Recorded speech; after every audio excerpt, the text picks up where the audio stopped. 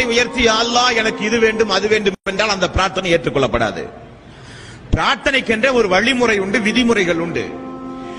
முதலில் நீங்கள் அல்லாஹுவை புகழ வேண்டும். இரண்டாவது நபிகள் நாயகம் ஸல்லல்லாஹு அலைஹி வஸல்லம் அவர்கள் மீது நீங்கள் ஸலவாத் சொல்ல வேண்டும். மூன்றாவது தான் நீங்கள் உங்களுக்காக வேண்டி துஆவே செய்ய வேண்டும். இது துஆவினுடைய முறை. எடுத்த உடனே நாம் நம்முடைய தேவைகளுக்காக வேண்டி அல்லாஹ்விடத்திலே கேட்டால் அந்த துஆ வானத்திற்கும் பூமிக்கும் இடையிலே அந்தரத்தில் தொங்கும் என்று ரசூல் ஸல்லல்லாஹு அலைஹி வஸல்லம் அவர்கள் கூறினார்கள்.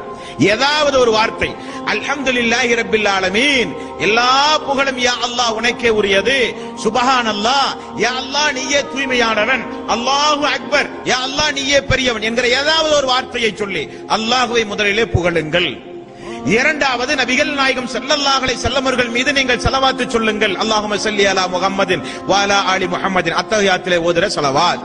மூன்றாவது தான் நீங்கள் உங்களுக்காக, உங்களுடைய குடும்பத்திற்காக, உங்களுடைய கபர் வாழ்க்கை மறுமை வாழ்க்கைக்காக, ஹிதாயத்திற்காக எல்லாம் அல்லாஹ்விடத்திலே கேட்க வேண்டும். அதைத்தான் அல்லாஹ் ரப்பல் ஆலமீன் சொல்கிறான், வலில்லாஹில் அஸ்மாஉல் ஹுஸ்னா ஃபத்ஊஹு பிஹா. அல்லாஹ்வுடைய திருநாமங்களை மையமாக வைத்து அல்லாஹ்வுடைய அழகிய திருநாமங்களை கொண்டு அல்லாஹ்வை நீங்கள் ஒவ்வொருவரும் அழையுங்கள் என்று அல்லாஹ் ரப்பல் ஆலமீன் சொல்கிறான். அல்லாஹ்வுடைய தூதர் ரசூல் ஸல்லல்லாஹு அலைஹி வஸல்லம் அவர்கள் தன்னுடைய வாழ்வில் எத்தனையோ துஆக்களை செய்திருக்கிறார்கள். அந்த துஆக்களில் எல்லாம் பாருங்கள், அல்லாஹ்வை அளவுக்கு அதிகமாக புகழுவார்கள்.